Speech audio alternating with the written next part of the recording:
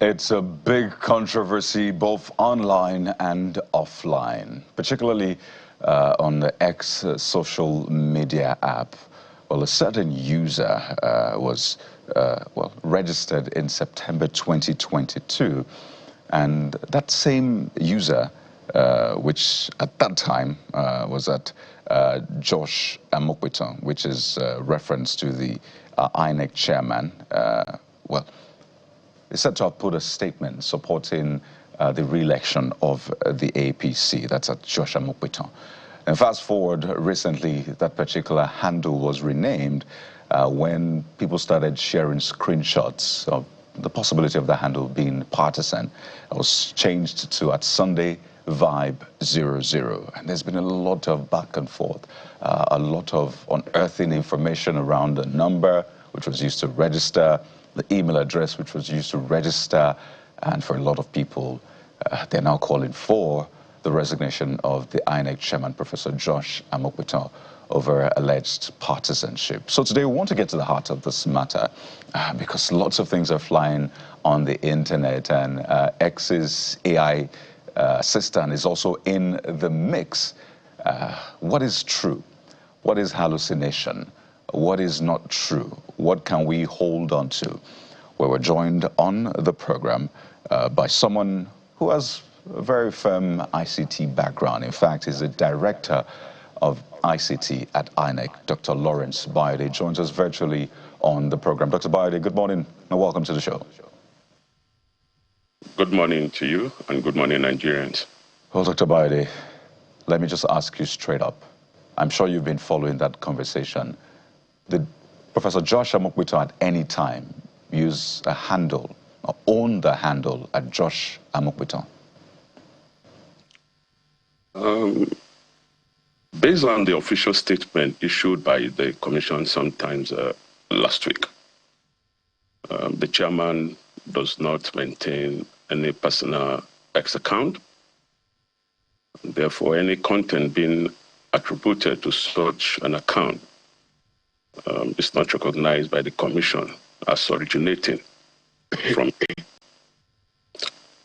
And for me, this is not about an individual. This is about how digital impersonation and misinformation can target public institutions. And I think our duty is to protect truth, verify facts, and ensure Nigerians are not misled. Our right to ask questions. Why? Because in a democracy, trust must be earned, and also trust must be protected. Dr. Bayode, how then do you explain all of the forensic detailing that has come up? One, the email address that was used to register that particular handle is said to be the same email address on Professor Josh Amokwiton's Unijust CV, and a phone number reportedly ending with 99, which is similar to the same number on Professor Josh Amokwiton's CV. So these were questions asked Grok, by the way, which is X's AI tool. And Grok has been saying, well, from what I have seen, that particular handle is linked to the INEC chairman. So who exactly is lying? Is it INEC or is it X's AI, Grok? What we are seeing is something bigger, honestly. What we are seeing is digital impersonation. Yeah, you said something earlier that that account was at some point on the day that this first came to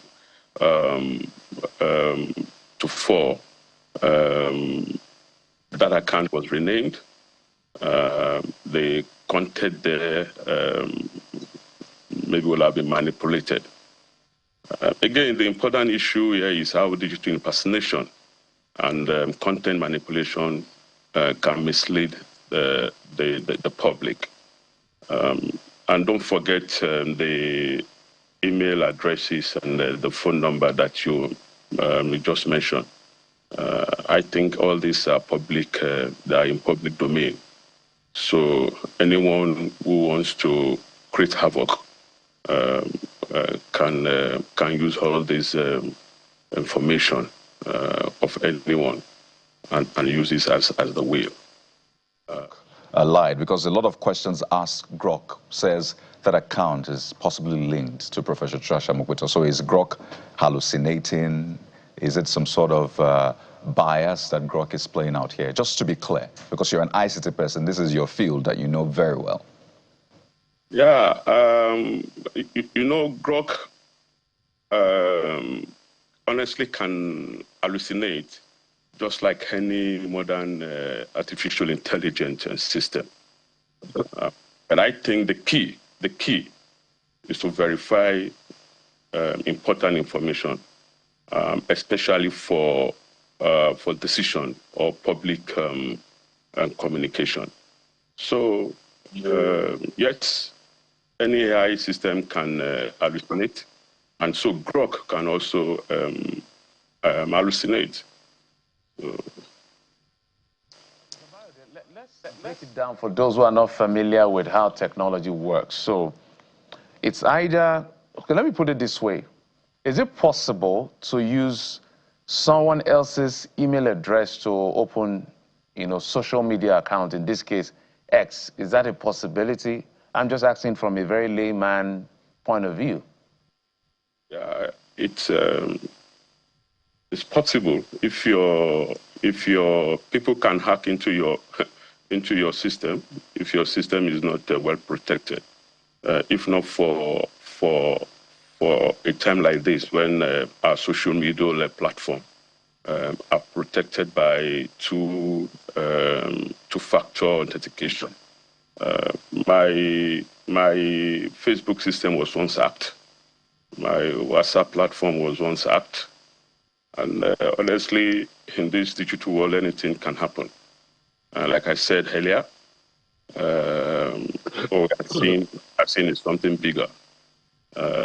Like I said, digital impersonation and misinformation. It's for me, is what is happening. Is what is happening. So let's walk. Yes, let's walk back, Mr. Bayode, just to put the fact right. So, for those who don't know, maybe you can help us. Has the chairman ever been on Twitter? Is he on Twitter? When did he join Twitter? I want to start from there before I ask my next question. Yeah, when on Friday, when I saw this stuff on Twitter, I went to the chairman, and I said, sir, something is happening to your Twitter account. And he said, what? I said, did you just change your Twitter account? He said, what is Twitter? I said, I can't even remember using a Twitter account. I said, okay, something is wrong. And he said, what? And I told him what was happening. And we're discussing. I said, okay, as an IT person, let me go back and see what is actually happening. And honestly, I got back to my office. I saw another Twitter account, different from this one, that was pushing out information from the chairman. And I called him, sir, you just push out information again from that team. I said, no, it's not me. He said, it's not me. And one account, it's saying this, and the other account, is pushing out something that is trying to correct what has been pushed out. And that was when it dawned to me that no, this is digital impersonation, and I think something is wrong. And we started. You're saying for a fact that the prof doesn't have a Twitter account, has never had a Twitter account. Because I missed that bit from you. Yes, I said I went to him I told him, I felt he has a Twitter account, and I said, I told him something is happening to your Twitter account, sir. And he asked me, what is Twitter account? And I said, there's something going on online now. Apparently, at the time, he has not seen it too. I was the one that broke the news to him. I think I was there when the CPS2 walked in, and they came with the same information.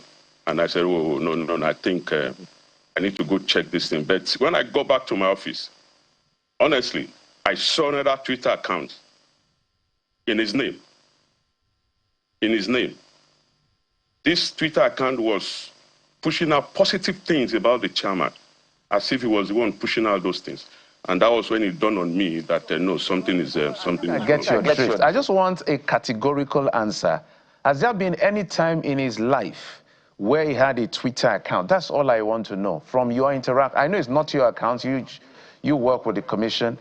Does he ever had a Twitter account? That is fundamental. Yes, that's what I've been saying. I went to someone to tell him that it looked as if your Twitter account has been, and he said, what is Twitter account? He said, doesn't have a Twitter account. And by the time I got back to my office, I saw another Twitter account in his name.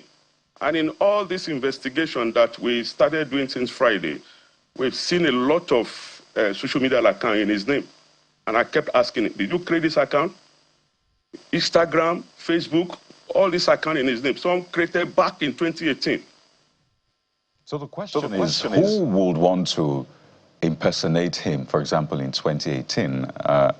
I know he's been a lawyer, senior advocate, but hey, he wasn't the INEC chairman then or in 2022. So who would want to create an account at that time to impersonate him? Does it make sense?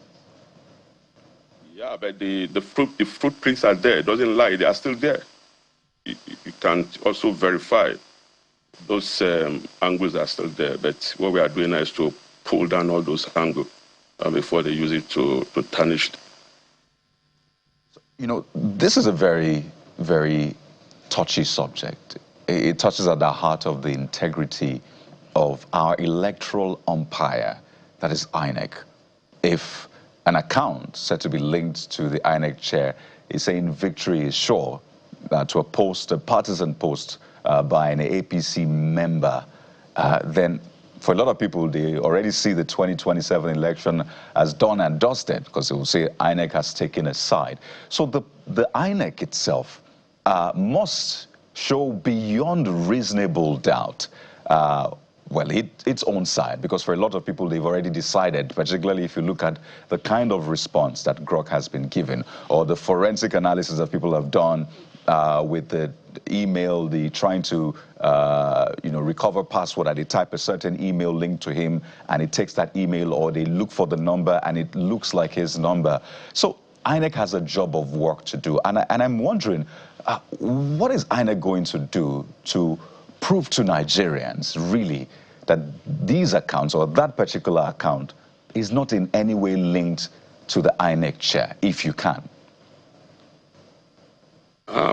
As we speak, even though you're saying that some guys have carried out forensic investigation on that account, but as we speak, there is no verified forensic evidence linking the chairman to the post. But what I want to say is, if this can happen to an INEC chairman,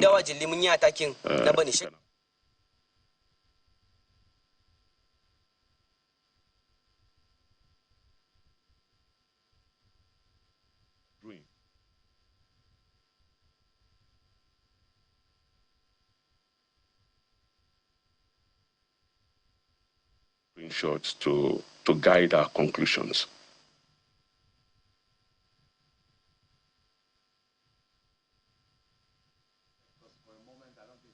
What you were saying as you were responding, there was a bit of a distortion. But in addition to that, I was a bit curious when you said the INEC chairman said, what is Twitter accounts? This digital age, and he's chairing a commission that has electronic transmission as an element. But in landing on your thought, to maybe double down on Kaode's question, is Besides, is INEC going to do maybe an internal audit within the commission, aka forensic on its own, or the statement is just about enough? Or what exactly? Because this is the image of the electoral umpire as far as this, whether or not it is politically motivated or not, it has to be beyond reasonable doubt that Professor Mukpiton, you know, that's why I kept asking the question, has he ever had a Twitter account? Because that is going to solve a lot of problems. So beyond the back and forth in terms of releases and statements, what beyond that has to be done, in your view, as a tech expert, to just bury this or take it even further? No. For me, we are not burying this. We are taking it further.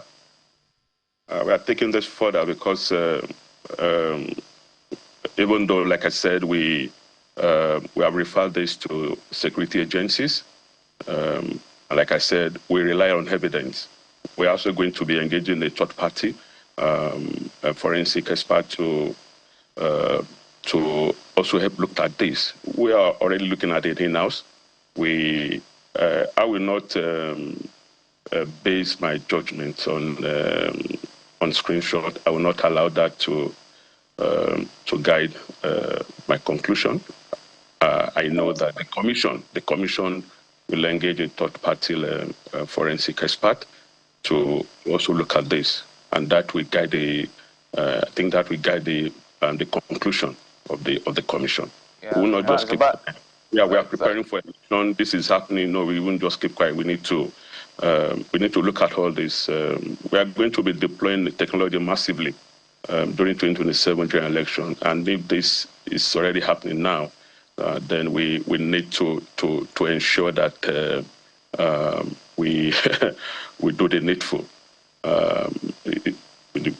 So we know that's your thoughts are well noted. What I wanted to also add to the effect that because they can use your phone number, use all kinds of things, but what makes this a bit tricky is email, its exact email address. So the issue of being hacked to use is going to be a question for consideration. Kyle? Yeah.